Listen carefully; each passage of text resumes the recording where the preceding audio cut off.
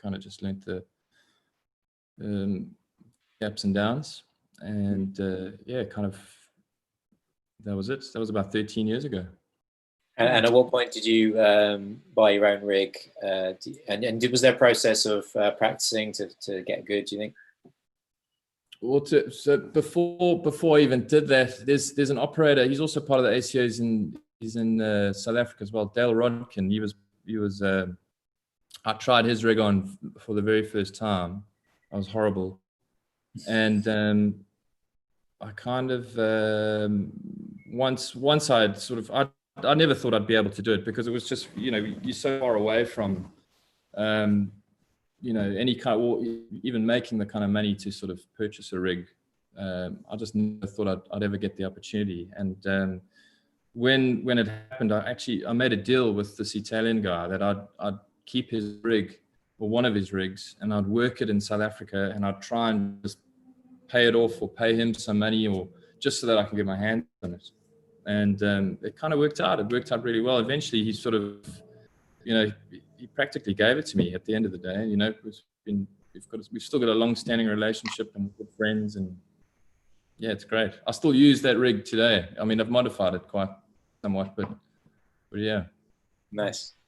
And what about you, Max? I know there's a slightly different story with you, and there's an aspect to do with engineering as well. So yes. So one thing could I do without the couldn't do without the my really convoluted question. Yes, sorry. That was wood. I have I slowly built my little wood workshop that is on wheels, so I can take it anywhere. I take it to the parking at the basement and did some wood stuff. Those shelves you see on the back, those little drawers there. So that's what I've been doing, and it's been great actually, because I've done lots of ideas that I had for a long time. I'm bringing them down to paper and to drawings and to making stuff. So I haven't stopped. So I've been very busy trying to keep my head busy and my mind busy. And well, we will work eventually. We'll be back at some point. And I did a job actually. It was like a month ago. I did one day, so that was like great. So I started well, same as Michael. I got interest. I was interested in making off of movies and see those things on wheels, and then this guy walking with that contraption. And a friend of mine that worked on a TV channel said, well, that's called Steadicam, and the people that make them is a company called Cinema Products. I sent a fax to Cinema Products, and then I got a fax back from a guy called Garrett Brown. And I still have that fax. I love it. Yeah, this guy, and I didn't know anything. I didn't know that. I was kind of, hold on a second, that's the guy that's the guy who sent me the fax. No, I met him eventually. It's like, I don't know, 15 years later. But I did a couple of jobs in Argentina. 97, I did my first job. I got paid. That was great. And then moved to England 99, and then did it's interesting, Vince, that John Ward, actually, I spent a couple of afternoons with him in his garden as well. Great. He was brilliant. Even I used his rickshaw, and he dragged me on his garden up and down. It was great. And then I did the National Film School workshop with him in 2000. So that was the beginning. And then, well, started working in a rental house where the manager bought me a second-hand SK2, I think it was. And I used that for a little bit. Obviously, it didn't last very long. I modified it and made a new rig out of it. And I still have it. It's my running rig with the SK arm. And I just modified it, added some pro bits to it, and I still have it, still there. Nice. I was thinking about sharing a screen real quick, because I've got this quite good, I don't know if anyone's seen it, but online, if you go onto YouTube, there's a video of John Ward. I'll try and find that at some point. Maybe do that in a bit. Just seemed relevant for this moment. So Yeah, so moving on, so obviously this is quite a big question, and it's basically what we're focusing on is that we've got different sort of generations of people using the Steadicam. So the big question, and feel free to jump in after anyone answers this question, but how do we feel the equipment has changed, first of all, over the years from the beginning and through till now, and what are some of the big technical milestones that we've sort of hit as we went along that at least changed the game for you guys? Why don't we start with you, Paul? Yeah, I mean the first comment you tend to get when people see a Steadicam is especially if you've got a new model that they don't recognize, is that's nice and new. How much lighter is it? Because they assume that progress is things getting lighter and lighter because they know Steadicam is heavy, but I'm still lumping around the same weight as I was 20 years ago. It doesn't make any difference really. Occasionally you get lucky and you get a nice lightweight package, but in a lot of ways you want a certain amount of weight to give it some kind of inertia and stability. So I quite like heavy stuff as long as I'm not running around.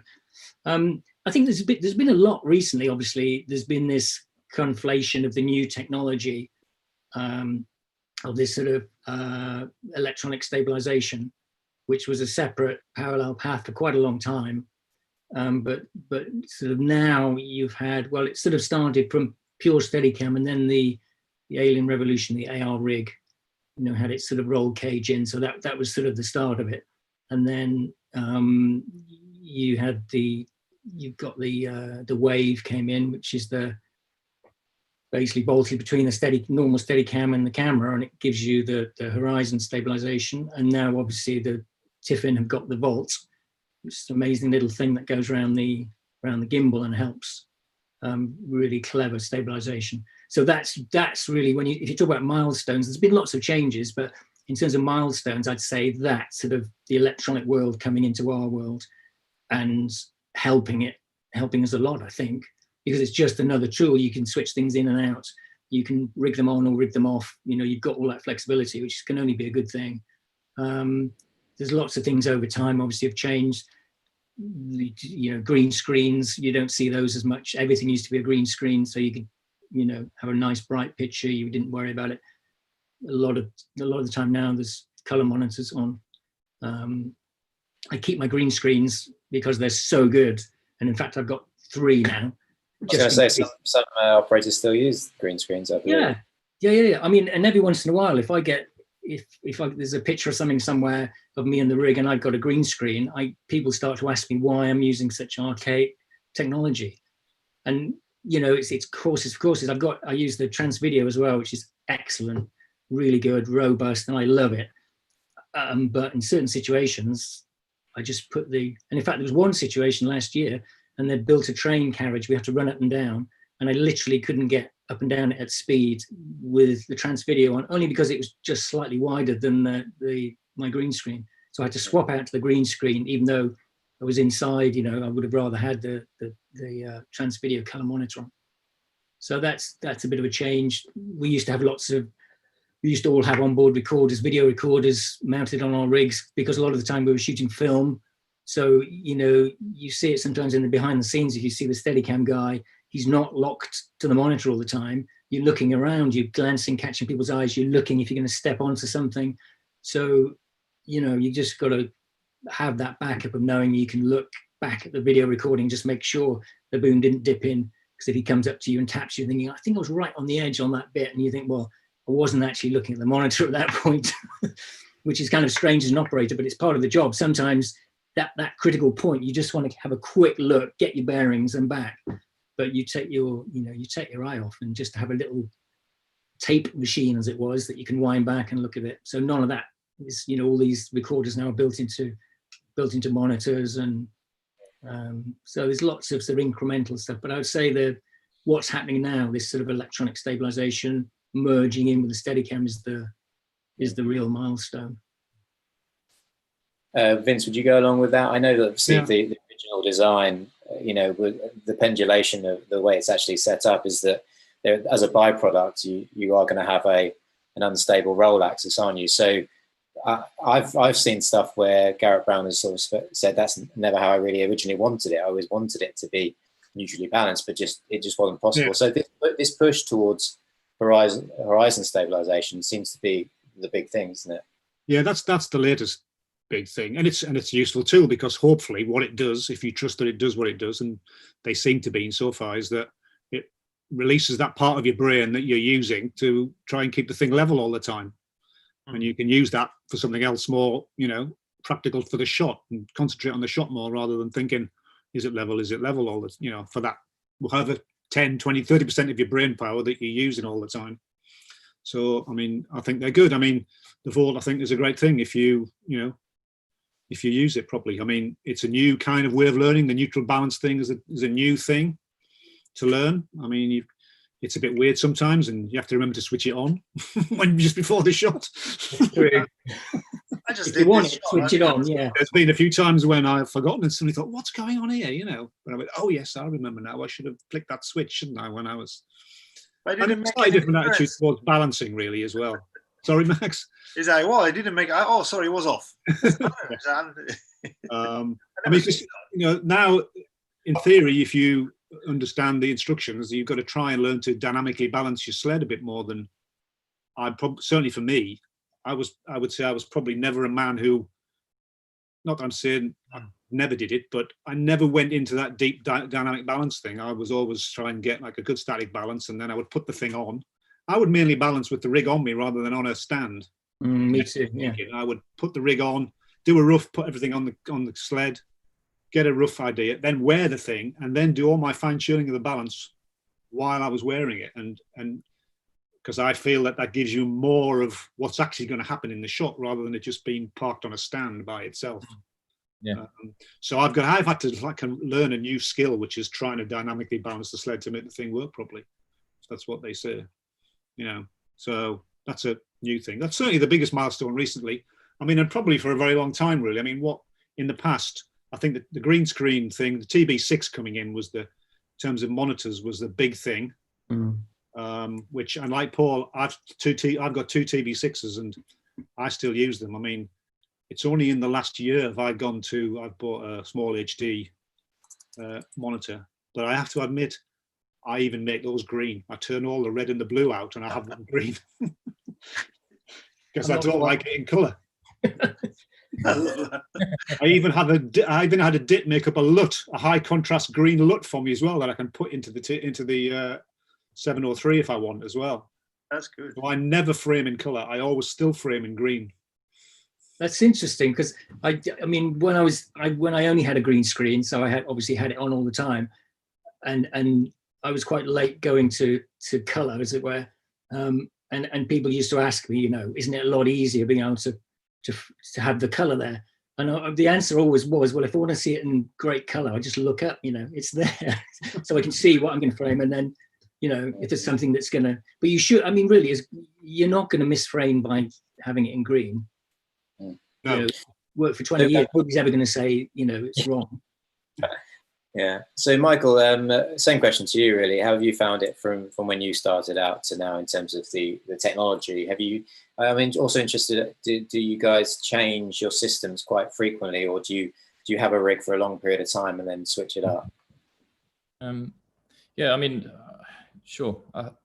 When I kind of started out, it was I was starting out sort of in that time where the HD boom was coming in, and I was kind of transitioning out of I was a video operator, and it was like all about film coming into HD, and I learned on I practiced with a film camera, and then all of a sudden I was doing these jobs on like a red Mysterium X, and there was like a 5D at one stage that I had to try and weight up to try and make it heavier so that we could operate on the Steadicam. And I guess, I mean, I think just like the other guys have said, it's basically the milestones are the wave. I did a feature now recently with the Trinity, and that was quite interesting. But I still think like the basics are kind of still there. the the basic function of Steadicam is always kind of, always sort of remained the same. I don't know if I'm wrong, but it's yeah, I don't know. I guess that's kind of where I see. I was going to ask if you felt that. I mean, I've spoken to everyone separately, and they've got different opinions. But the wave itself, did you like the wave when you used it, and you enjoyed that system? And I mean, it's got pluses and minuses, presumably. I've got a wave myself, and I use it. I'll pretty much use it when I've got any sort of graphic vectors or wide shots, but I'll try and take it off as much as I can. And in fact, like wherever I can use Steadicam as conventionally as possible, I prefer it. I haven't had the chance to use a Volt, and I hear good things about it, and I think it would be quite amazing. But there's something about just having your fingertips at to be able to control the shot. There was a, I guess it's just I don't know. I guess it's just a mind thing. I know there's big talk about horizon, and often like I get thrown by like DPs coming to me and saying, "Oh, you're a bit down on the left or right," but I kind of always found that as a challenge, and it's part of the shot for me. And it was kind of I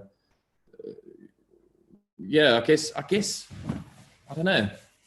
I'm kind of undecided a little bit, about like some of the new technologies. Nothing's really sort of bitten me and gone like, all right, cool, this is it. This is the new thing. We're gonna, I'm always gonna have this on my rig. I'm always gonna operate my next shot like this. It's kind of, I'll use the wave for anything that's really wide, and if I don't want to worry about horizon. But then as soon as I'm sort of walking, because it kind of makes my sled a little bit long, so as soon as I'm getting into a shot, I'll try and take it off, and then just have it, just the gimbal and the post, and then I feel more in control of what I'm shooting, I guess.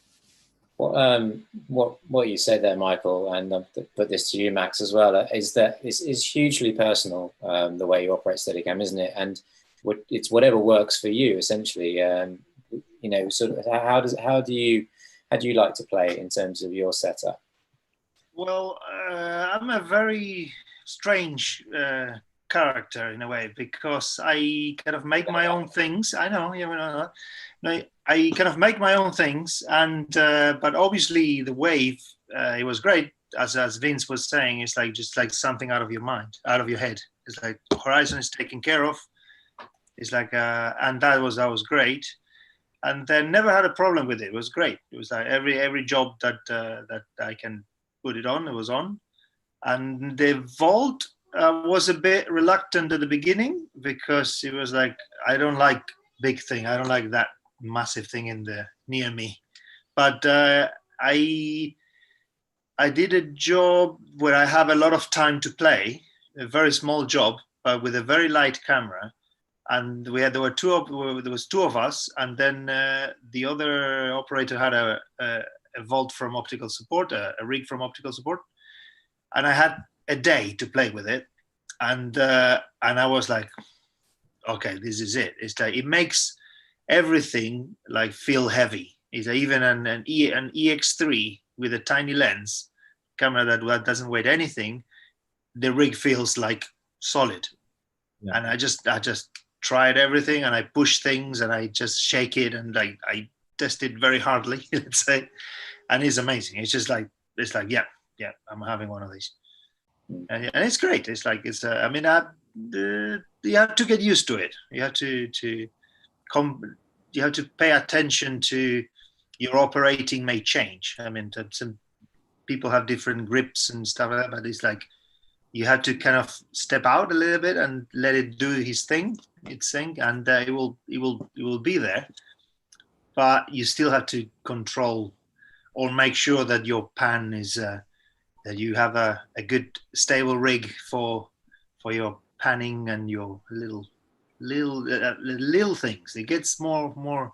You have to kind of fine tune yourself a little bit more. even more. Yeah.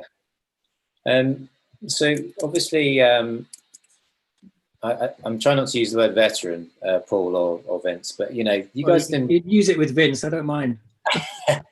Paul, you're a veteran operator. I was going to ask you. We've talked a little bit about the equipment, but how do you feel in your time of operating Steadicam that it's changed in terms of the way it's deployed and the way it's used in filmmaking, generally speaking? Yeah, I mean, thinking back, you know, when I sort of started, most of my work was sort of dailies. I'd be doing a day here, a couple of days there. So it was because I just forked out a lot of money or borrowed a lot of money for a rig. I was keen to do whatever. So you would get odd days on, you know, corporate videos, short films, pop promos, bits of TV drama, and odd things on days on films as well. So it felt like things were a lot more organized time-wise. So if a film was going, then they would know all the dates when they needed you for Steadicam. And the same as a TV block, they'd know over that 4 weeks they want Steadicam, you know, 1st, 8th, 9th, 10th, might be the 13th, but probably the, you know, and you would know, and you could run your whole Steadicam career knowing that these are the days that are going to fill in your time, and you make enough money to keep going, and then eventually, you know, upgrade your rig. And really on films, I think when I started doing more film work, the Steadicam was more, it was kind of a bottom of the pile thing in that they had bigger budgets. So if they had the budget to do it another way, Steadicam was sort of a compromise, unless they were doing the Steadicam shot where it was a wanna and that was the way to do it, and it's very much a style thing. You wouldn't be brought in particularly for something just because it was quick and easy and we can do it on Steadicam. They would have built the rails, they would have broken the set there and done whatever was required.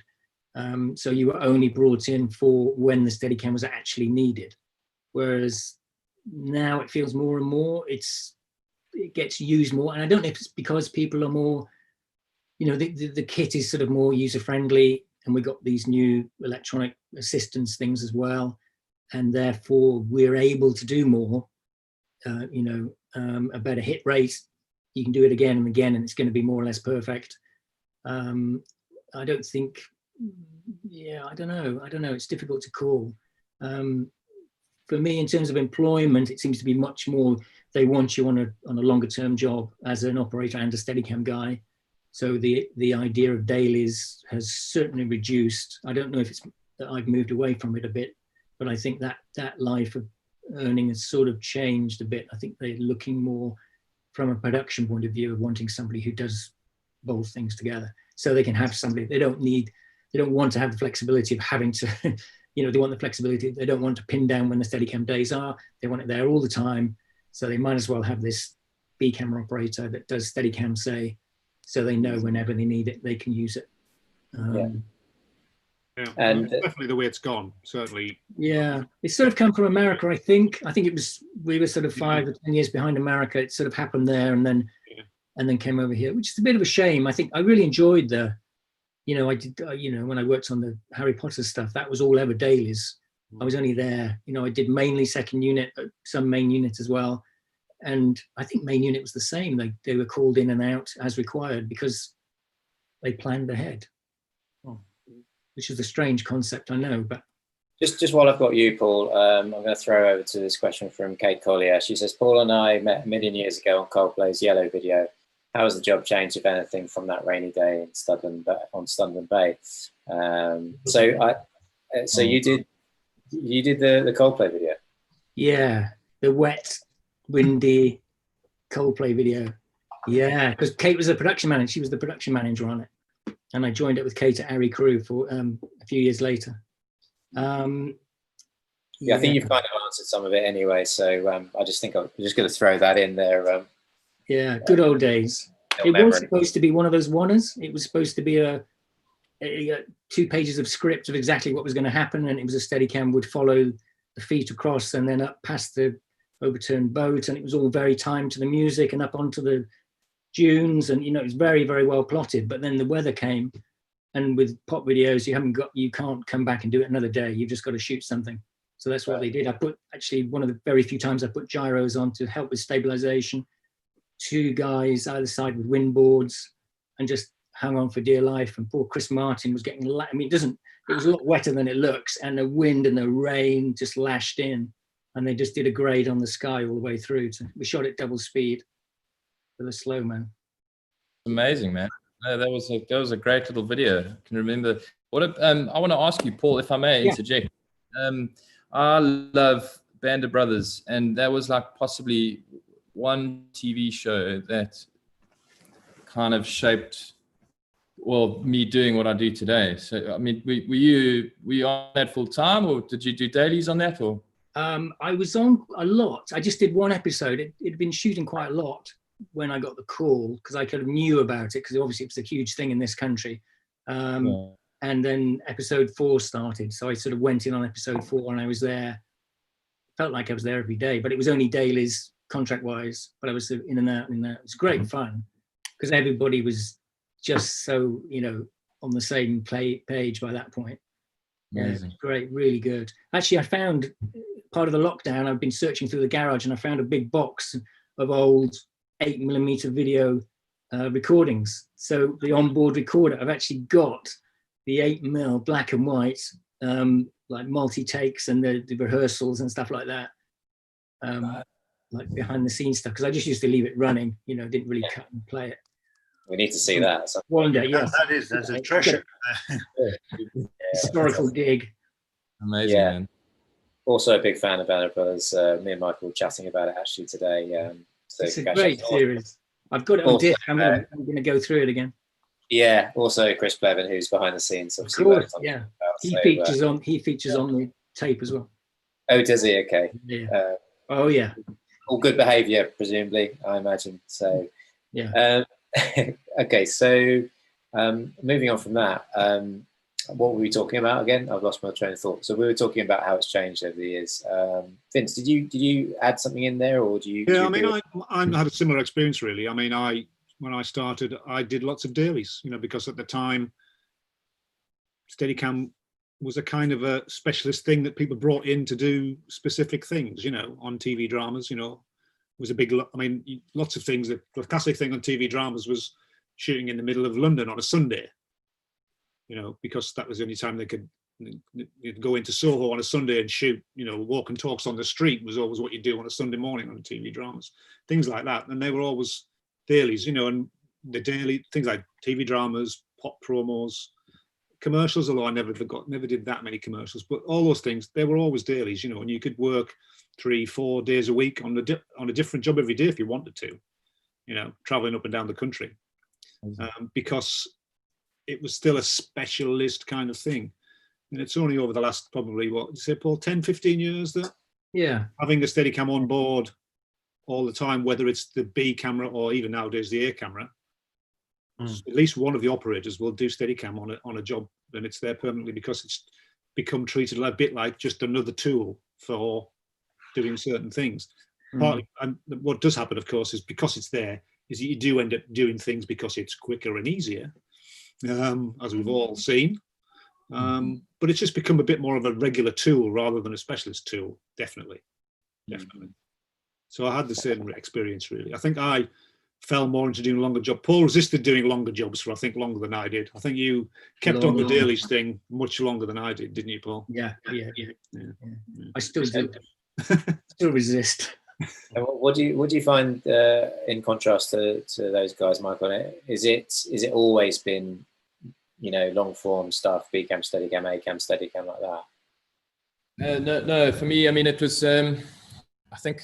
Wow, it was quite tricky, because in South Africa, I mean, there's only a couple of us that do Steadicam here, and when I started, I think there were about 3 guys, and we don't get much in the way of variety or sort of selection in terms of our features or TV shows that come here.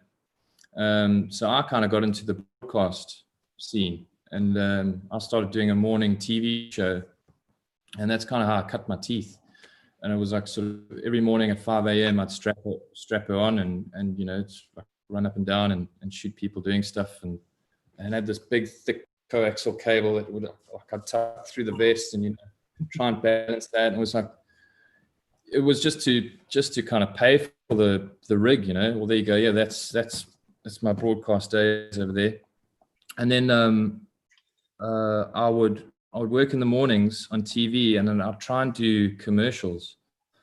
After that, it's sort of only later on did I also kind of started doing dailies on TV shows once my name got out, and I think only eventually it started out B camera Steadicam.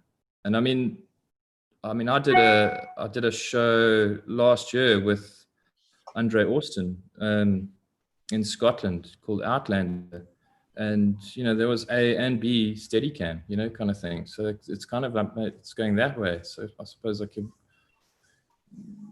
I don't know, eventually you probably have two Steadicams on set, and one guy can do the one shot and the other guy can do the other shot, and that's kind of how it was working on Outlander. But that's sort of how the progression. Well, I saw I'm going to see if I can share this one. There's a picture of you at the same time as Pete Cav operating. Yeah, so we did a show called, it was a remake of the 70s TV show called Roots. Roots, yeah. Pete came out, and in fact Pete was he was the main A camera Steadicam operator on that, and I think production had paid for mine as well for a few shots, but the DP really wanted to have a Movi on as sort of the B camera, so I ended up doing Steadicam and the Movi, and Pete did the A camera and most of the Steadicam stuff. But this was a beautiful opportunity where the two of us could operate together. It was amazing. Yeah. Must feel good to stand next to a legend in that. It was quite daunting, because you kind of think there's one shot that I think they gave Pete the afternoon off or something like that, and we had to do a shot on Steadicam, and Pete just came down. We were staying in KwaZulu-Natal, and he ended up spotting me, through a shot, which was that was like, wow, it's amazing. He has this guy that's got, yeah, exactly. It's just, wow, he's got so many accolades. He's just come off Bond.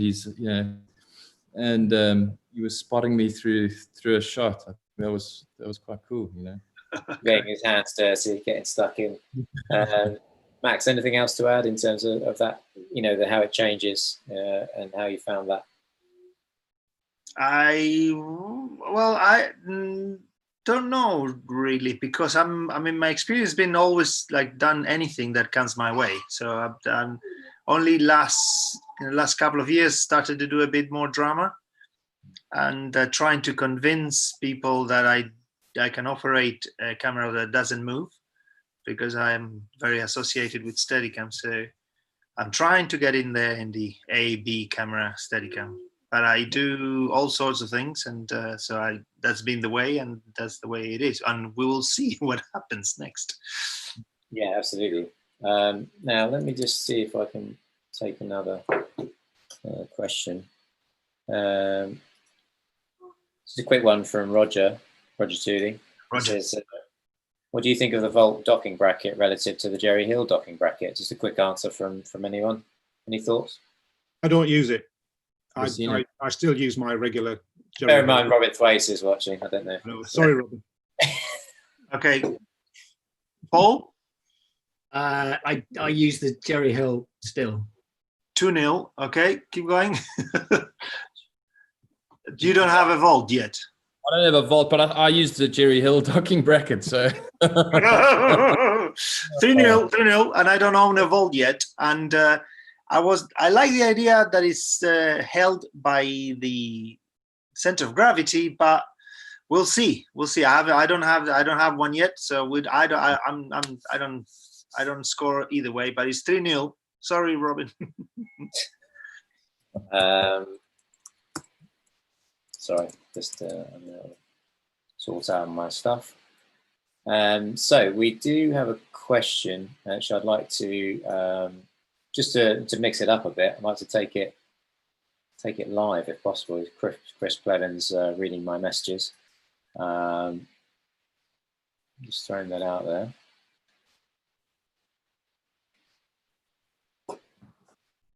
Yeah. Okay, maybe he's just gone to the toilet. I'll move on. I'll move on for a moment. Oh, there he is again. Oh, yeah. Yeah. Mike Parment. So, Mike, you're invisible. Let's unmute you first. This is going so well. Yeah, he's unmuted now. Hello, can you hear me? Yeah, we can hear you. So Mike is Mike. You're the rental manager at Optical Support, aren't you? I'm sure everyone knows that who's watching. Oh my God, hello. Yeah. I thought I just we've talked about this before, but we just wanted to. I just wanted to know, got any questions for the panel you want to throw out there? Yeah, so it's sort of, I guess, related to what you were saying earlier about the technology and how things like the Volt and the Wave are, you know, always developing and new things appearing. It's sort of, do you feel like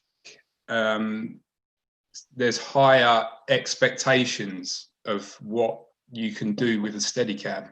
I mean, particularly from DPs or directors compared to maybe even 10 years ago or something like that, where, you know, what the sort of, I don't want to say the novelty, but, you know, people are used to the other technology that's out there. So they may be thinking, okay, you know, we've got to do this fairly long walk and talk, and this is what it's got to look like. Or they're asking you, you know, we want to do this running shot on a beach, and then, you know, you've got a director who's you know, analysing every percent your horizon's going off. So yeah, it's mainly where you feel from an operating perspective, is it a harder job to do, even though you have, you know, maybe technology to help, the expectation is higher. So, you know, is the job getting harder, not easier, maybe? Paul, to anyone? Yeah, I think you've hit the nail on the head in that it's sort of the expectation. I think people are getting used to seeing stabilized shots. So I think there's any slight imperfection in Steadicam sticks out a lot more than it used to. And that it's almost like they're looking for it. So, but the Steadicam is something else. So I think it's slightly unfair. You can look at a shot with a heavily stabilized shot and you know, look at that, it's solid. Yeah, but that's because that's what it does. It's absolutely solid. The Steadicam is more an organic, you know, very little inertia in the whole system. So you can respond very quickly to what's going on. You can use your instinct in real time. Once you're doing the shot, any little trims that are needed, you do them, you know, really without thinking, just in sympathy with the shot. You, the actors and the focus puller, all sort of work as one organic machine. And I think to try and make it too technical and too perfect is probably going down the wrong road. I was just sort of, all the time I've had, sort of redoing my website, and I was trying to get clips of just stuff. I don't do show reels, but I was just trying to find little clips of shots. And I had one, and I really sort of liked it, but I was sort of put off using it because I know right at the beginning where it's supposed to, it's like a locked off shot, and then it does a very slow pan and stops, and then it has to sort of come in and wind and pull back. It's a very awkward set, a very awkward house. So this is why they use Steadicam. And I can see it's not perfect, because every time I've watched it up to now, I just look right in the corner where the edge of the frame is, and I can just see it sort of do this very slightly. And I thought, oh, I can't use it.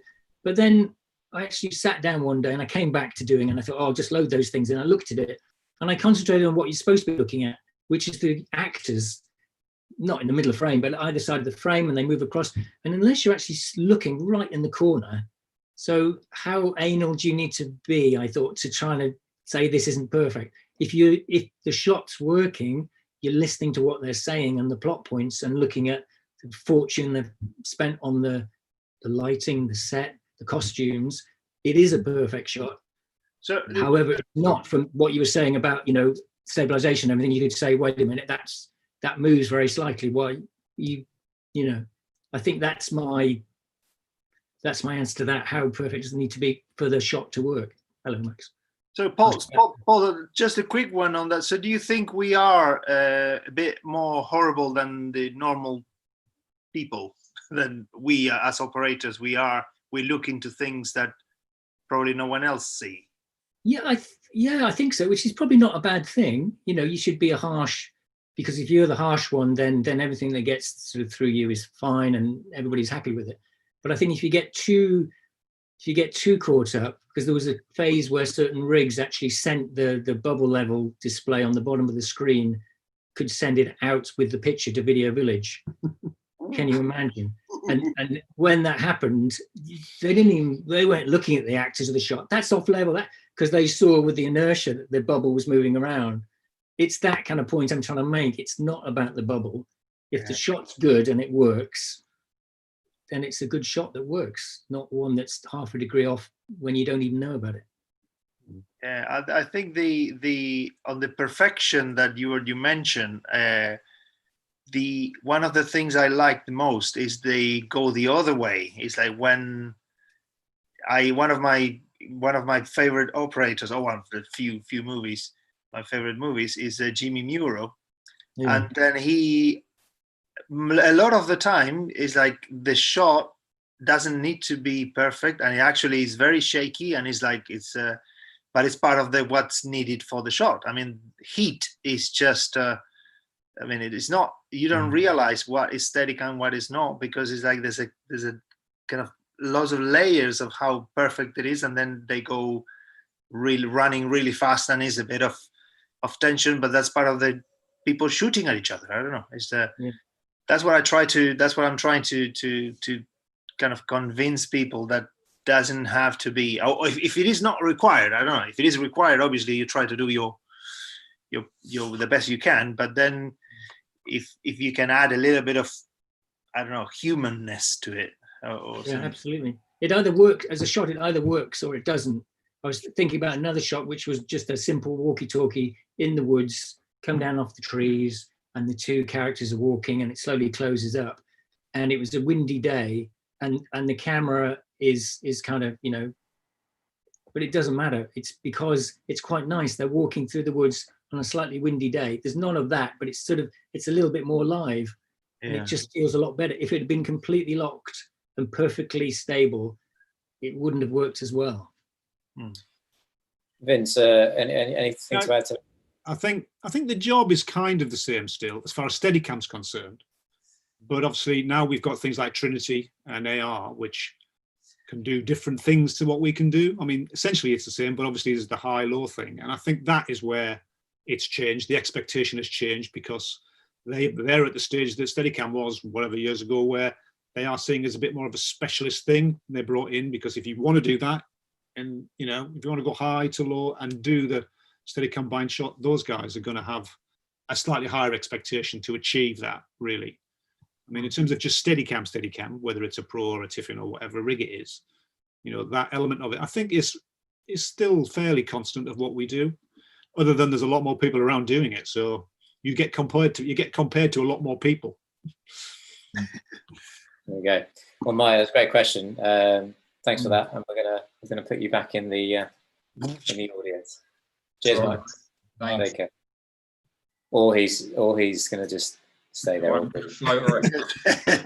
You had to blow, like. Yeah, it's fine. So yeah, we'll just wait for there we go. Cool. The system isn't as quick as we'd like, but yeah, we do have another question, and I'm going to ask Chris to send this person through next. But yeah, interesting question there, and seen as the seen as a specialist through AR and Trinity was a good point, Vince, because yeah, certainly. The only other thing I thought was that with the Volt, the use of the Volt. Oh, here it is. I'll tell you what, I was just padding. So we've got Roger Tooley here, another Steadicam legend. Good guy. Hello, my friends. Hello, my darlings. Love you all. Hello, hello, hello. Oh, that How are beard is Well, bigger. So Roger, you've A down version of me, Roger. Oh, yes, yeah, but this is great. I love it. I'm never going to lose it. You're looking Yeah. wiser, my friend. You're looking wiser. I did have a question, and it's kind of related to Mike's question, although I didn't know he was going to ask that question.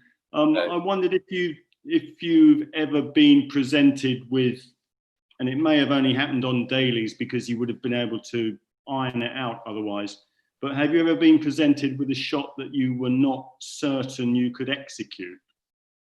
Or has that never happened? Every day. What do you do in that situation? well, Keep a straight face. you say this is impossible. No, yeah, I have actually. I have. But I mean, it was on a film, and they were trying to get me to do something, and I just, there's lots of bits of kit that can do this a lot better than me. Yeah.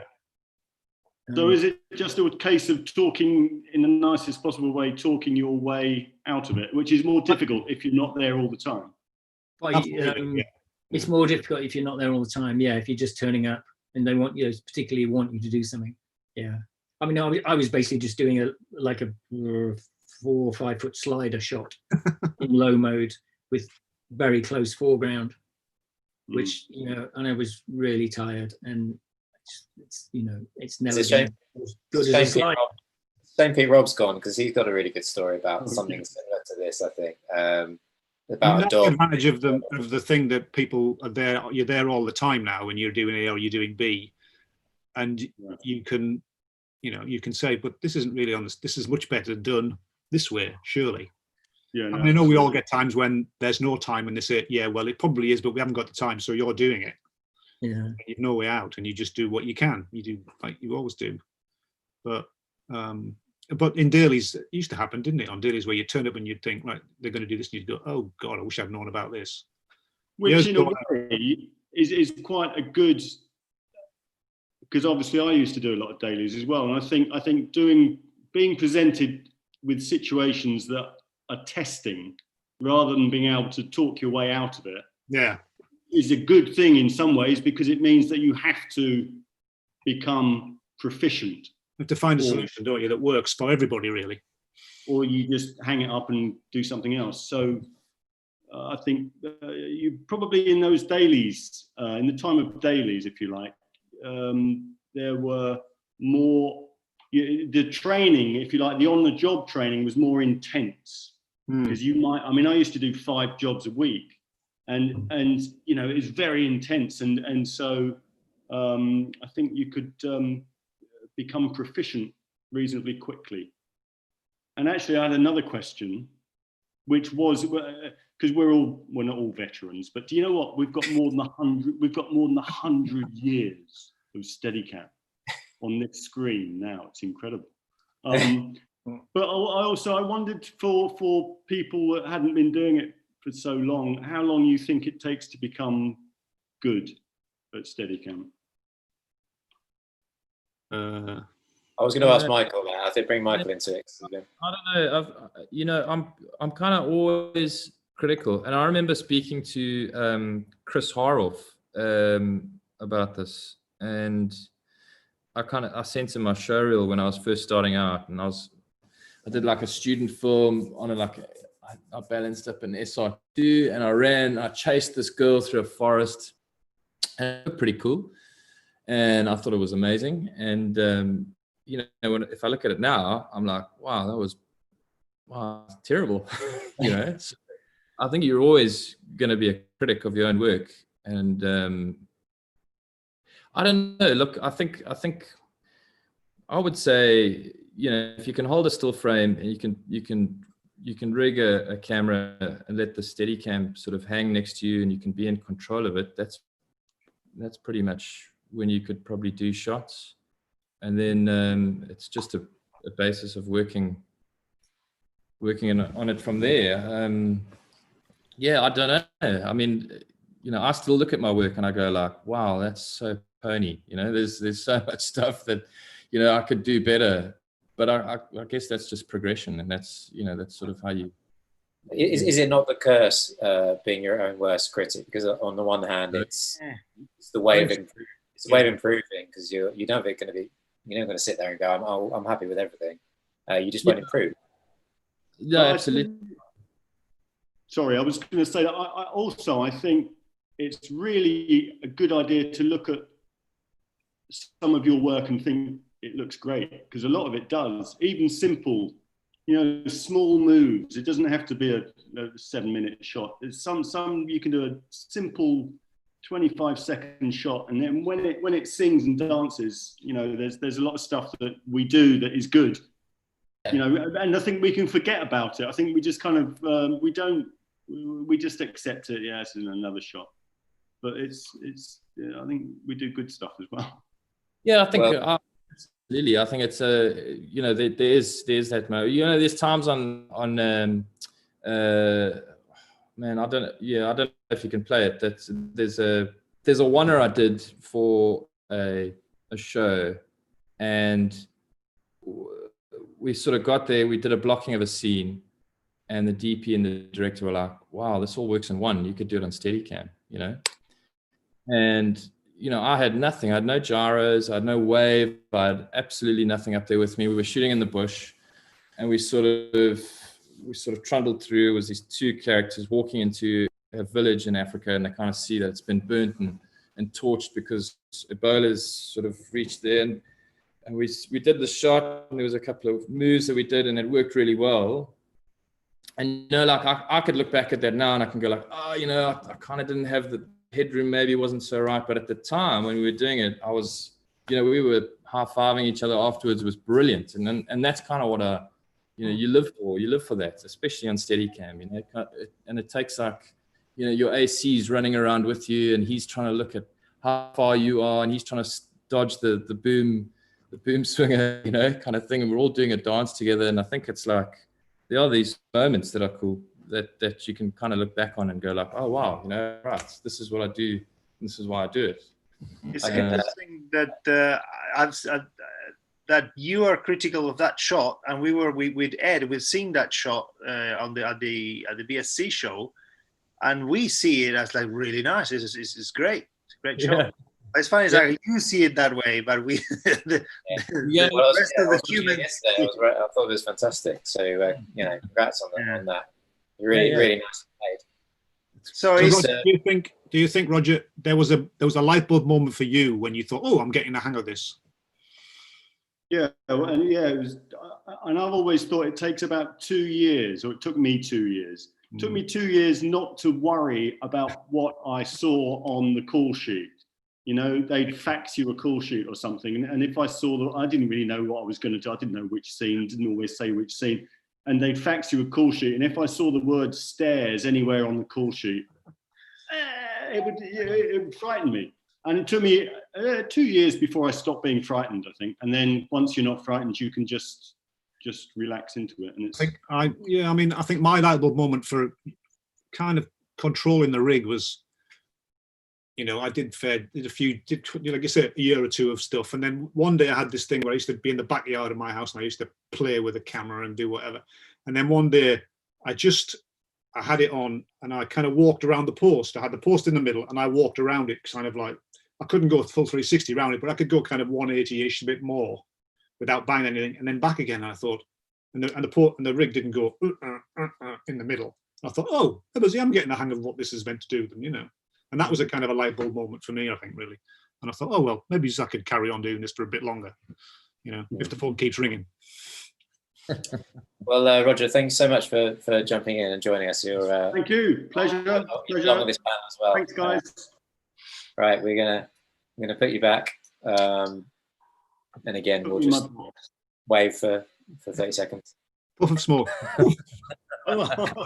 Yeah, you could just drop out of frame. There you go. Oh, there you go. Great. There you go.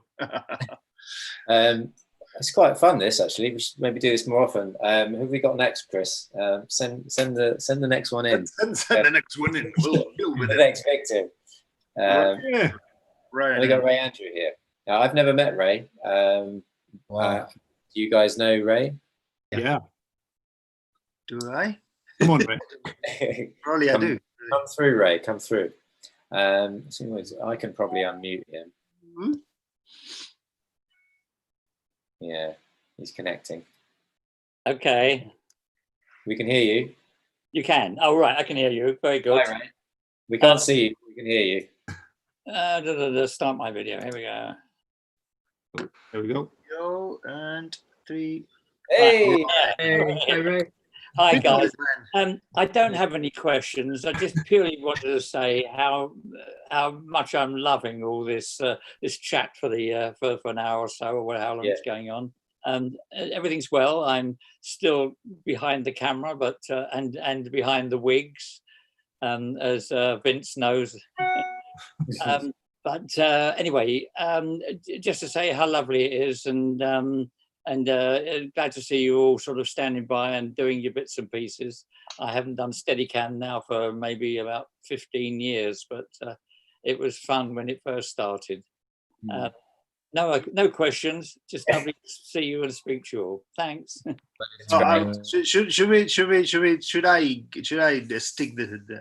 do some harm to people? It's like Ryan has operated and on a really famous movie that he never got a credit for, and we all know, and we know in our hearts who did certain things, and we're going to leave it there. People who knows, who knows, and people who don't. Are you talking about The Shining? No. Would we? It was great, Ryan. When we share that ACO stand, it was just to talk to you and for the couple of hours. I love it. Very good, lovely. Anyway, guys, enjoy your meeting. I'm going to enjoy the rest of the show. All right. Yeah. Thanks, Ray. Hope to meet you in real life at some point.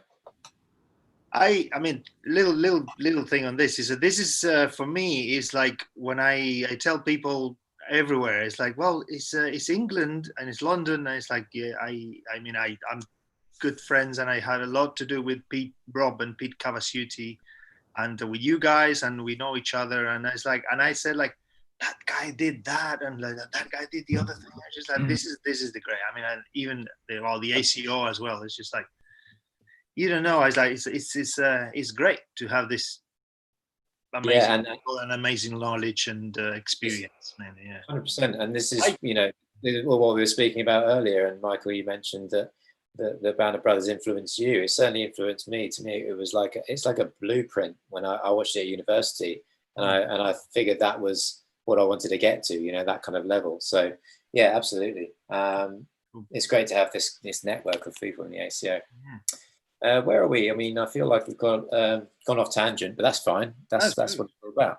It's okay to just meander and wander through things.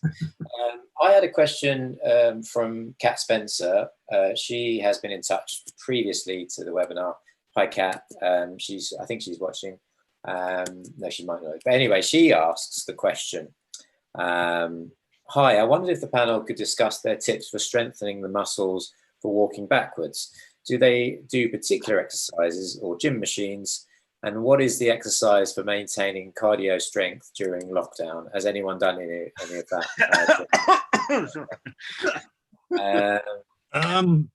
About actually going to ask Michael. Michael, you look like a big fit dude.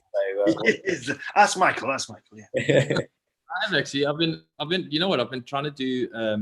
I do a bit of CrossFit, and if any of the grips in Scotland hear me say that, they'll probably rip me to shreds. But yeah, it's I quite enjoy it because it's a bit of weights and it's a bit of cardiovascular exercise, and you can kind of do it in you can do it in your bedroom. So I've been doing a bit of that. I think a lot of stretching, a lot of resistance training. Yeah, it's good for your mind as well, I guess. Like kind of keeps you busy with something. In terms of being strengthening, walking backwards. I think, you know, if you want to get strong on the Steadicam, wear the Steadicam and just use it. Yeah. And that's the best way to. That's the kind of best fitness I've ever done for Steadicam. I can't say that there's anything that I've tried to do, you know, in terms of fitness to, maybe not eat as much craft. I think that's probably. How about you, Paul? I mean, we obviously just mentioned Michael looks like a big dude, but we were saying yesterday, it's, you know, I'm not a big guy myself. I operate Steadicam. It's not all about being, you know, that sort of myth of there being a huge guy. It's not a thing, is it? No. I think it's more about balance and agility and that side of things. No, I mean, answer to the question, I used to do a lot. I used to do a lot of canoeing, so it must have been good for lower back, and balanced exercise as well, which obviously Steadicam isn't. You've got this loading on one side, which is not good. But yeah, so I used to do a lot of squash, a lot of canoeing. I ran around with my daughter on my shoulders for about 8 years, and then gave that up. So I think I banked a lot of fitness. But since then, I feel that the Steadicam keeps me where I need to be. You know, I feel quite happy. I never get too exhausted that it's too much, and I kind of recover quite quickly from hard days. So I kind of must be doing something right. But yeah, I think I think all shapes and sizes can do Steadicam. There's no reason why anybody can't. I guess it's useful to be kind of medium height, so you're not too short, not too tall, just for lens height. But apart from that, I think, you know, anybody should be able to do it. What do you think? Sorry, Ed, if you don't mind me asking a question, just to Vince and Paul, like, what do you find? If you had do you find a difference in front mount to side mount vests in terms of your how do you say, like, you know, is the one easier than the other in terms of, can you hold a shot longer? I've always been front mount and I've never done anything else. Yeah. I've tried the others and it just didn't kind of suit me. I don't know why. I just never got on with it, and I just stuck with the front mount all the time.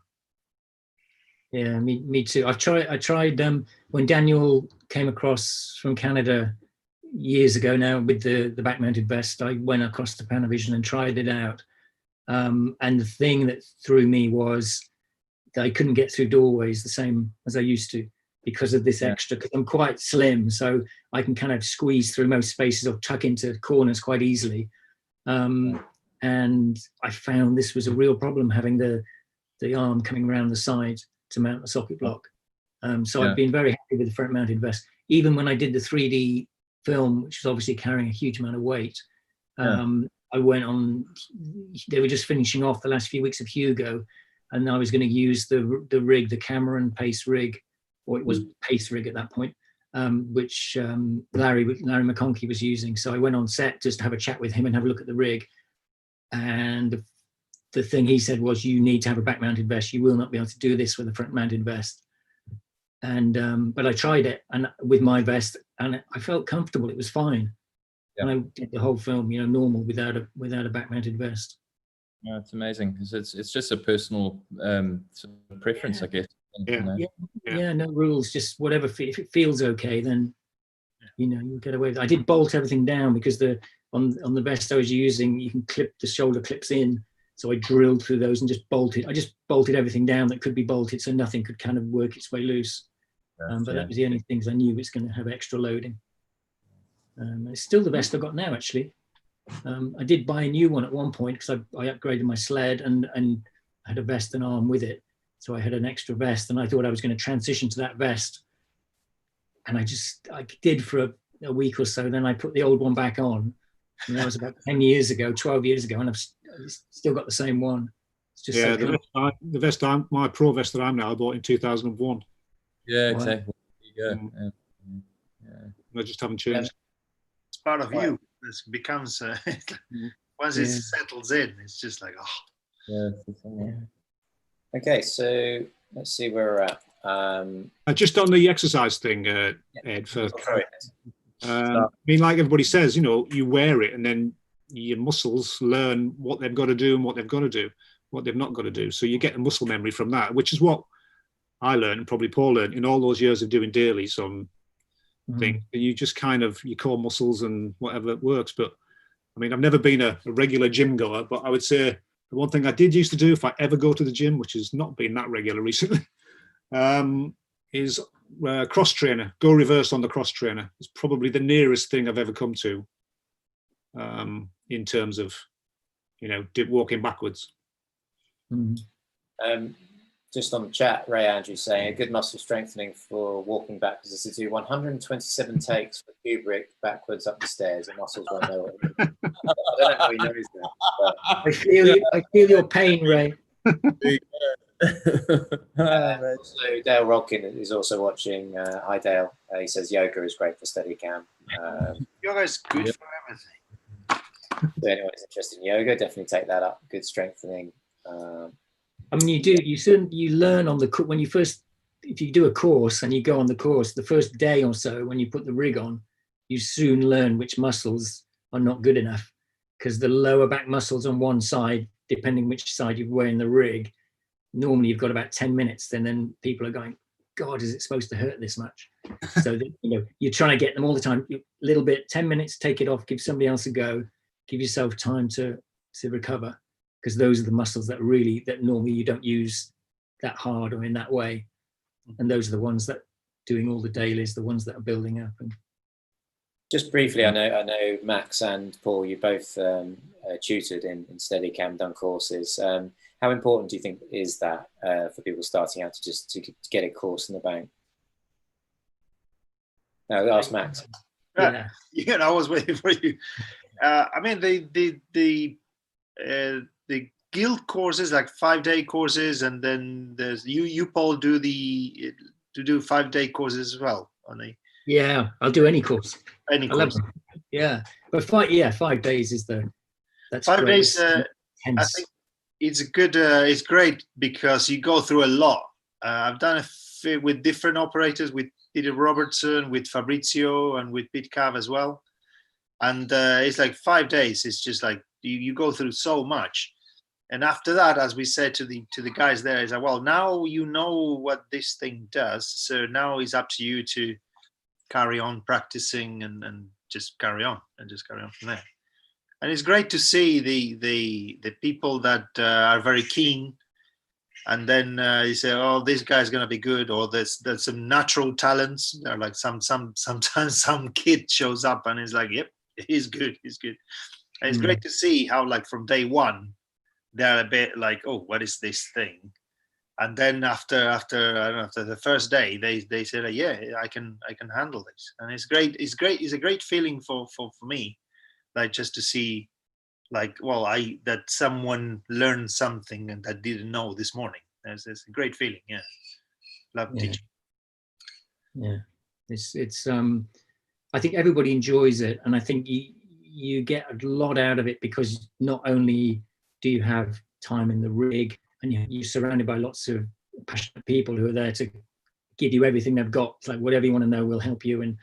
But as soon as because normally they have 3 people to 1 rig, so you're either in the rig or you're helping somebody, or you're observing. When you're observing, you're seeing people having the same problem that you were having maybe in the first couple of days, except you were in the rig. So a lot of the time your brain is kind of overloaded and you can't process what's going on, but it's sort of weird. And then the instructor's saying, well, just don't do that. Don't lean forward so much. Try and do this. And then when you hear that being said to somebody else, and you can see a snapshot basically of what this person is doing that you were doing previously, that's a really good way of learning, because you've seen so many people just click going, he's just said to that guy or that woman what has been said to me. I can see exactly what the problem is, as well as, he's seeing the solution. So people, sometimes this like day 1 or day 2, you think these 2 guys are never gonna get this. Unfortunately, you see that as well. It's like, it's like, oh. Yeah, but they just suddenly, it's like a little blockage, and they go and But courses, I think, are essential, really. So Max, when you were speaking about seeing someone who's looking like they're going to pick it up really easily, presumably you're talking about this situation I'm guessing. That's the future. That's the future of. You really picked it up really quickly, just totally. Yeah. I don't know. You were very good already when you went to the workshop, so it was like you were already doing very well. So I think that's going to be. That's called cheating. So yeah. Okay. So Is he on the wrong side? I made some money on that. I got paid for that. Yeah, exactly. So what else we got? I wanted to go anecdotal a little bit. Has anyone got any good sort of stories of nightmare days in the rig? God. Any sort of fun stuff that we can hear about and maybe perhaps learn from? Are you going somewhere, Max? No. I'm looking for, because I just remember there's one kid that I was trying to find his name, doing 2 days at optical support, training him. This kid, like, not very quiet, and then he's like, I told him just do this, do that, and then he was so clean in a way. He didn't say I don't know anything, and he was like a sponge. He was like, yeah, and he did like everything. He did it very easily, and he's got this weird hair, and I was like, man, he was 17, and I said to him, take it easy, let's do 1 day next week, because you are very good at it already. And I was like amazed, and even all the other guys at optical support, he's like, this kid is amazing. I was trying to remember his name, so we called him Little Garrett. So because he's got the same hair as Garrett Brown when he started. I was like, he's gonna be amazing. And it's like, he's 17 years old. I'm trying to find his name now. Oh, you can do that. We can come back to you. So yeah, we'll watch the space with that chat. So Vince, I believe you've got a story or two. Would you say? Or? No. Nightmare days. I don't know. I mean, shall I bring those pictures up, or is that? You what? Sorry. Yeah, the pictures that you sent me. Oh, that one. No, yeah, the pictures ones. That's quite amusing, I suppose. Yeah. So I've got a picture of what was set the scene. What was this on? This was Ready Player One. Actually, it was probably virtually the last night of the shoot. It was a night shoot last night, and it was probably virtually the last shot of the whole thing. And we'd done this scene in this backstreet dialogue scene between the two characters, and we'd done most of it on the Steadicam. And then just at the end, Steven Spielberg says, "Let's just drop back and do a slightly wider shot of the two of them." And at the end, the hero, runs off down the street, and we did one take of the wide shot, and then he went, right, next take, just as he runs off down the street, run off after him. And it was a back street in Tottenham, believe it or not. And it had been wet down all night. And so we do this. So I thought, oh shit. So I had a quick look. So I said, hang on a minute. So I had to walk down the street to see what the potential pitfalls were. And, you know, he was young and whatever. So he was going to leg it off. And I thought, well, I'm going to go off at the pace I can go, follow him. And I knew that there was going to be a cut to the far end of the street from the stuff we'd shot from earlier in the night anyway. So we do this thing, we frame the shot, off he goes, chase him off down, we get so far down, that's a cut, that's fine. So right, let's just do one more. So we go back, do another one. The street had been wet down all night as well. So we do this and off we go. And I get so far down, and I think you've got a picture of it. There's like a wet piece of cardboard on the ground. I just put my foot straight on it, and and the rig falls away from me, and off I go straight over into the pavement. You can probably see my footprint there somewhere. Yeah, you can very clearly see that. Yeah, it's amazing, isn't it? The something as simple as that is. And I just went down, straight down, and I mean, I didn't hurt myself. The lens took most of the brunt. Actually, one of the PV specially built close focus anamorphics, but took most of the brunt of it. But it, bent the base of the sled, as you can see there, and it was a whole rebuild at the bottom of the sled and everything. So that was a. Do you think that if you did it again, but the finished off the thing? What happened was, because everybody came charging up after me, and Stephen, and his God bless him, came and said, "That was brilliant." He said, "That was exactly the point I was going to cut that shot." Brilliant. Oh, wow. Relentless. Any learnings from that? Do you think? Would you do it any differently, or is that just one of those things? No, I mean, it was just thrown at us, and I did do a little recce. I didn't just go, right, yes, I'll do it. I did actually go down the street and watch it. I mean, I did look for it, I did try and spot it, and I did go at what I reckon was the pace I could go at, because it was 3 o'clock in the morning and we'd been at it all night and I was tired, and so it just happened. It just can't happen. I mean, unfortunately the grip was kind of just not enough. He trying to get his hand on me, but he was just too late for getting his hand on the strap, and the thing just went away from me and I went over, really. But I was fine. Happens so fast, doesn't it? So Yeah, quick. you can feel yourself going. It's like you feel yourself going, and the slow motion bit kicks in, and you're hitting, and then you think, well, how am I going to fall to avoid what's happening here? Has everyone here fallen over in the rig? Is it almost like you have to? It's a right. You don't have to. It's best not to. I mean, in terms of accidents, it's always they come from like surprises in whatever. It's like your surprise was wet cardboard on the floor and you're stepping on it. There's always something that, if it surprises you, it's not a good thing, because something's going to happen that's not in your control, and you might get away with it. It might be fine. But which of the 3 stories that you told me, Paul, on the phone, are you going to go with then? I found another couple more. Well, I mean, there's.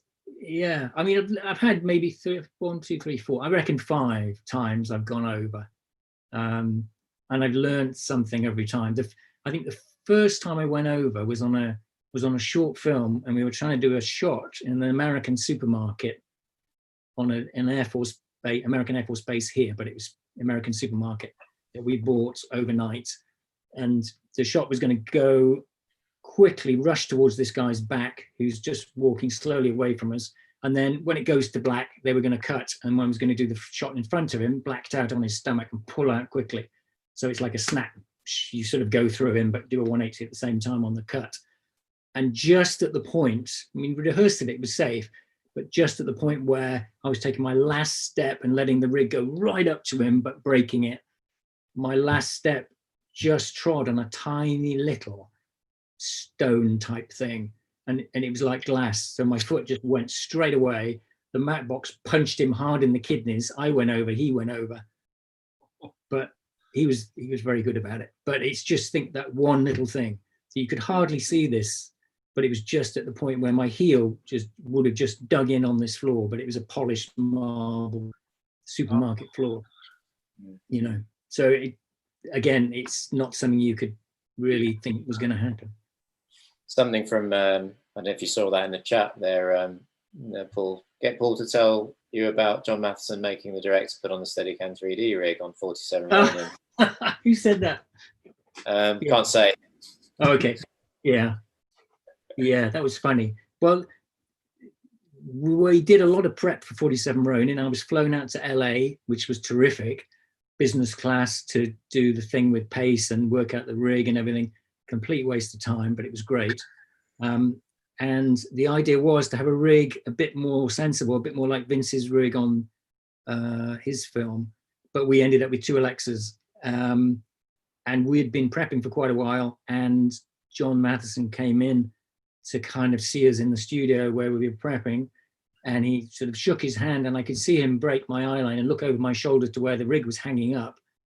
And he saw the Steadicam all built up with the 2 Alexas, and he just said, "What the expletive deleted is that?" Because he didn't expect. He said, "Well, how much does that weigh?" And 2 Alexas, and it was that rig. Yeah. So I said, "Well, it's like 100 and something pounds." And he said, "Well, how are you going? How's this going to work?" But anyway, yeah. So he made Carl, who was a lovely director, actually, he made him pick it up. I wasn't actually there on that day, but it was on the stand. And Carl, bless him, went across, put his hands on the post, and they'd unlocked it and tried to lift it. And he said, "I can't lift it, it's stuck on the stand." And John said, "It's not stuck on the stand, it's just heavy, lift it, lift a bit more." And he picked it up. Jeez, that is heavy. But fair play to Carl from that day on. We made up this box so that anytime we cut, the base of the Steadicam could go straight on it. We didn't think about immediately carrying it to the stand. And every time we cut, when we'd done a Steadicam shot, Carl said, "Get the box in," or "box him," or, he was aware. And I've never had that from a director ever, to be consistent. You've had a director who's tried it on, said that's heavy, and maybe for 10, 20 minutes or an hour, they'll sort of, appreciate what you're doing. but then it just fades completely. But with Carl, right the way through the movie, right the way to the last day, he would appreciate the weight of the rig, which I don't know how he did that really, how that was on his list of things, but fair play to him. Did you do Michael. any? Oh, sorry. Did you do any long shots on that, or any? Yeah, but they chopped them all to hell. We did a 2-minute shot on this sort of Japanese, the beautiful raked pebbled garden in the middle, all these little bedroom bamboo houses, and we sort of went across and back and pedaling backwards, you know, with I mean, the thing had a 5 cable loom on it as well, which didn't make it easy, but it was chopped again, you know. But yeah, about 2 minutes was the max. It was heavy. So Michael, I think I've got to jump onto you. We're sort of running out of time, but we'll go a little bit longer just to get these great stories out. Anything, any nightmare scenarios from you? I think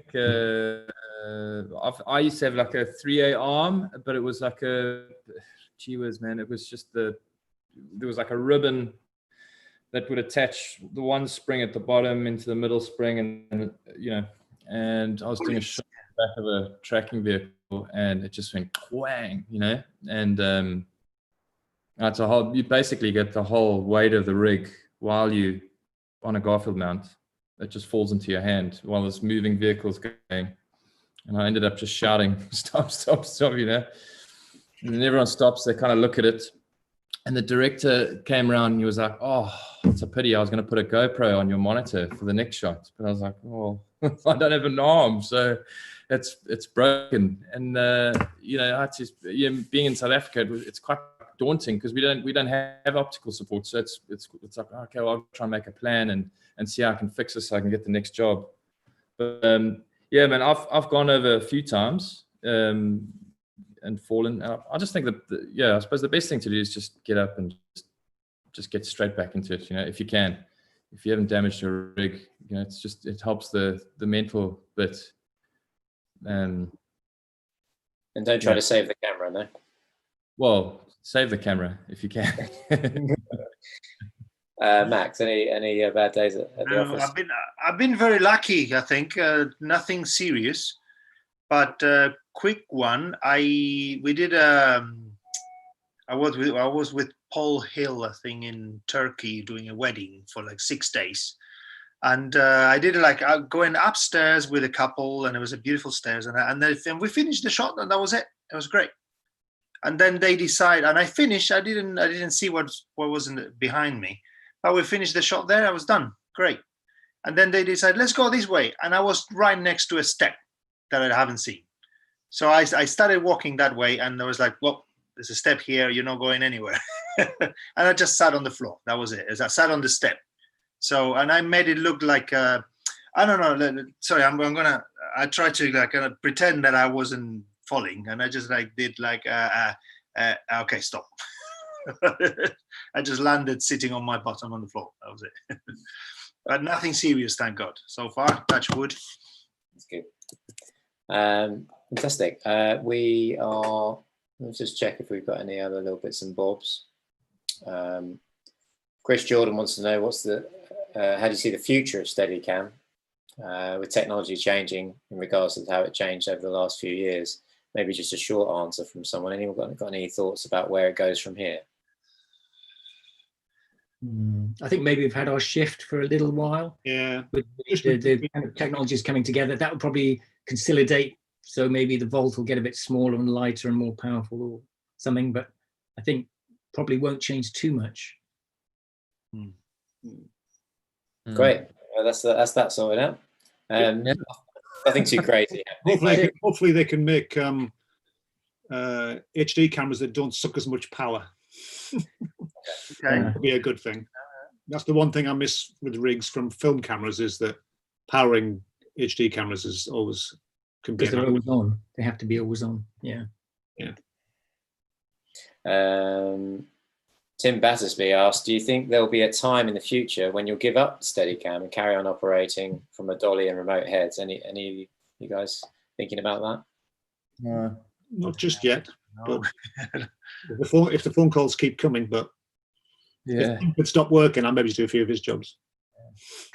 I I reckon if the body can take it, I'll keep doing it as long as I can. You know, I love it. It's amazing. It's a great tool. It's a great way to tell a story. It's a great way to move the camera.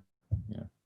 I think if you do as you guys do, like a B camera Steadicam, where you do a bit of both, I think that can last forever. That's fine, as long as you don't do a Steadicam all day long.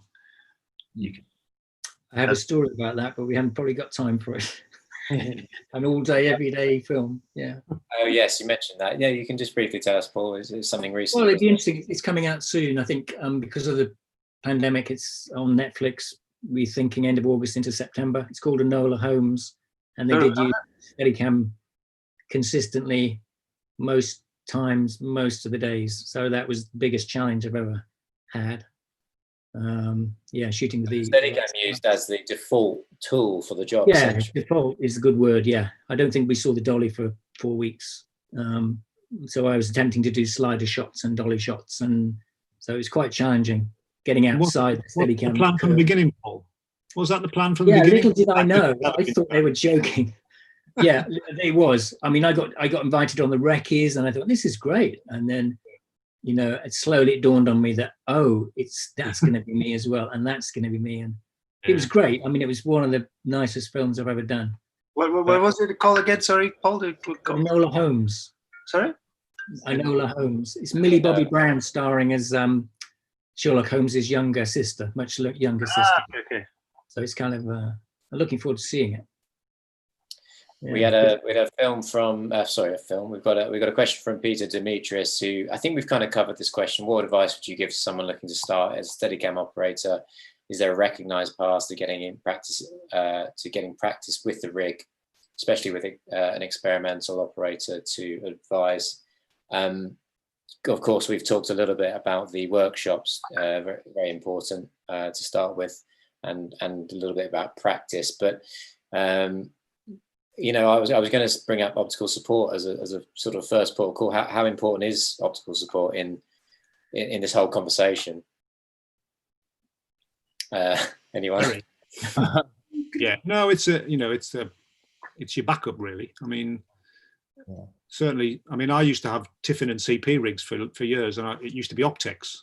I would go to, but then obviously they no longer around. You know, so when that all changed and optical kind of took everything on board then. So you know, and they're always there to help out, give you some advice, figure out what's going on. You know. It's good that we have somewhere like that, really. I feel like it's more than a dealership and a rental house. It's something extra, isn't it? Yeah. Yeah, you need, and as a sort of lone person, you need that kind of backup. And this obviously Tiffin has taken over Steadicam and they're at Pinewood. So I think those two places are the places to go to, and they're always there to help and as much as they can. And because you're just a man with a rig on your own, it's great to have that backup. Yeah, it's great. I mean, even shooting in the UK or wherever I am, I mean, optical support's been amazing, and Chris is, he's running a good show, so it's good. Yeah. Yeah. I think we could probably end it there. Yeah, Robin Thwaite says he's still there. Yeah, no, good old Robin. Robin. Yeah, there's support all around. I actually think that the community of operators is huge as well. So yeah, everybody wants to help. I feel like anyone could ask anyone a question and not feel silly about it. Yeah, I mean, if you're aside from doing the course, and so if you are working on sets where Steadicam operators are around, just ask questions. I mean, everybody's always happy to. Hopefully, everybody's always happy to impart information and knowledge. I think every Steadicam operator is happy to talk about Steadicam. And sort of going full circle and mentioning John Ward again, I mean, bless him, he was always, when I was a kind of really, really raw, he would always pick up the phone and he would always talk to you for half an hour if you wanted to ask questions and everything. He was 100% behind anybody who wanted to know anything. Always had time for you. He was very generous like that. Yeah, I call him, it was the first operator I met in England. I called him and he said, no, you're coming home. You're coming to Dulwich if you can on Saturday. And I was like, really? He's like, can I go to your house? That's exactly what happened with me, Max. I rang him up and said, I want to find out about Steadicam. And he said, well, if you're ever in London, give us a ring. Yes, Yeah. yeah. So I rang him and he said, well, come to my place. Yeah, it's great, John. It's him demonstrate. There's a YouTube clip which I can always post. It's him demonstrating on a TV show how the Steadicam works. So Yeah. it's always a good one. There's actually quite a lot of information on YouTube. Actually, I found there's a very good Ted Churchill video as well of him. Some of these, some of these things still apply, even though the equipment was older. It's the principles are still. Yeah, exactly. Same basic principle. Yeah. And to that Uh, person who's asking about how you start, I think, again, just reiterate the course. You get so much out of it because you sort of make a little network as well, because obviously you're there with maybe 20 other people who also want to get into Steadicam, and they're all in different realms. So that's a great way to start. Suddenly you've got that bunch of contacts. Yeah, I can speak for sure about that. So I still speak to Max, who tutored me, and so did Pete Robb, who very kindly answers my phone calls every now and then when I got some sort of question or problem, and not necessarily about Steadicam. It could be about anything. So. Yeah. Yeah, I mean, it's an amazing place to be, like surrounded by like these talented people. Those and that. And those. Well, thank you everyone for your time this evening. It's been great and really informative and some great stuff. We didn't get into everything, but we'll do another one. Part two. Part two, yeah. We could talk about this for hours, but I think everyone will just sort of switch off after a while. But yeah, we'll leave it there. So thank you everyone. Thanks everyone for watching. Thanks. Thank you. Max, Michael, Vince, Paul, Chris behind the scenes. Thank you, Ed. You've been a host. You took the role of host, and you carried on. It's amazing. I might give up operating. I've decided it might be my thing. I think. You're gonna have to be a panelist soon, Ed. Yeah, no, I don't know what to say, but great. Thanks, and have a good evening, everyone, and stay safe. Okay. Thank you. Thank you, everyone. Cheers, guys. All right.